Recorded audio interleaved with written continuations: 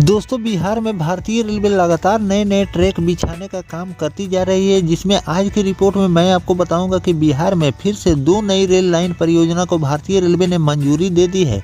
तो इस वीडियो के अंदर मैं आपको बताऊंगा कि इस परियोजना के तहत कहां से कहां के लिए इस नए ट्रैक भारतीय रेलवे बिछाने वाली है, किन लोगों को इससे फ़ायदा होने वाले हैं और ये नए रूट में कहां पर स्टेशन भारतीय रेलवे बनाने वाली है। फुल डिटेल जानकारी मैं आपको इस रूट के बारे में देने वाला हूँ। तो दोस्तों अगर आप चैनल पर नए हैं तो चैनल को सब्सक्राइब कर लीजिए और वीडियो अच्छा लगे तो वीडियो को लाइक जरूर कर दीजिएगा। चलिए इस डिटेल वीडियो को शुरू करते हैं। दोस्तों भारतीय रेलवे बिहार में लगातार जो भी पेंडिंग रूट है उसको लगातार तैयार करती जा रही है। साथ में रेल सेवा से वंचित है उन लोगों के लिए भी भारतीय रेलवे लगातार प्रयासरत रहे कि उन लोगों को भी रेल कनेक्टिविटी दिया जाए। उस रूट पर भी रेलवे काम कर रही है। जिन लोगों को पहले से रूट की मंजूरी मिल चुकी है लेकिन आज तक उस रूट पर काम भारतीय रेलवे ने नहीं की है, उस रूट को भी कवर किया जा रहा है ताकि आने वाले दिनों में उस रूट को भी पूरा कर लिया जाए। तो इसी में एक रिपोर्ट निकलकर सामने आया है। तो चलिए जान लेते हैं कि बिहार के किन 2 नई रेल लाइन की मंजूरी भारतीय रेलवे ने दी है और कब तक ये बनकर तैयार होने वाले हैं। तो दोस्तों बिहार की जनता को जल्द ही रेल सेवा का लाभ मिलने वाले हैं। इसके तहत राज्य में 2 नई रेल लाइन बिछाए जाने की बाकायदा तेजी पकड़ ली है। जल्द ही दोनों रेल लाइन की डीपीआर का काम पूरा कर लिया जाएगा। बिहार के जिले दरभंगा में 2 नई रेल लाइन परियोजना भारतीय रेलवे लेकर आई है। लहरियासराय सहरसा और दरभंगा मुजफ्फरपुर में ये नई लाइन भारतीय रेलवे बिछाने जा रही है। इसको लेकर विभागीय प्रक्रिया शुरू कर दी गई है। लहरियासराय सहरसा नई रेल लाइन निर्माण के लिए मार्च 2024 में 2680 करोड़ रुपए का डीपीआर समस्तीपुर डीआरएम ऑफिस से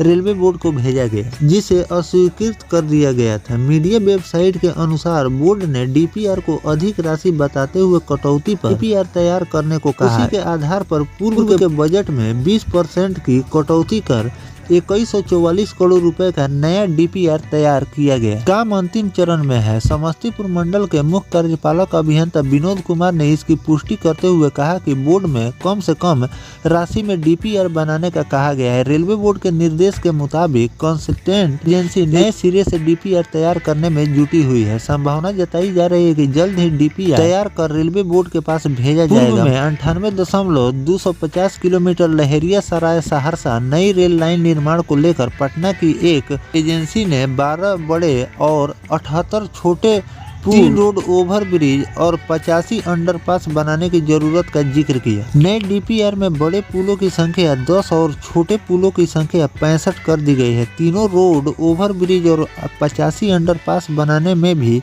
कमी करने की बात बताई जा रही है। डीपीआर बनने के आदेश के प्रतीक्षा। वहीं दूसरी ओर 67.4 किलोमीटर दरभंगा मुजफ्फरपुर नई रेल लाइन का सर्वे कार्य पूरा कर लिया गया है। रेलवे बोर्ड की ओर से डीपीआर बनाने के आदेश की प्रतीक्षा की जा रही है। सर्वे की जिम्मेवारी रुड़की के एक निजी एजेंसी को दी गई है। इस रेल परियोजना के सर्वे में यह लाइन लहरियासराय स्टेशन होते हुए पंडसारा स्टेशन के बाद डिलाही, कोल्हंटा, पटोरी, माधोपुर, पंडौल, घोसहामा, बिद्धारोज, सिघौल, नारायणपुर, अनंत होते हुए मुजफ्फरपुर जंक्शन तक आएगी।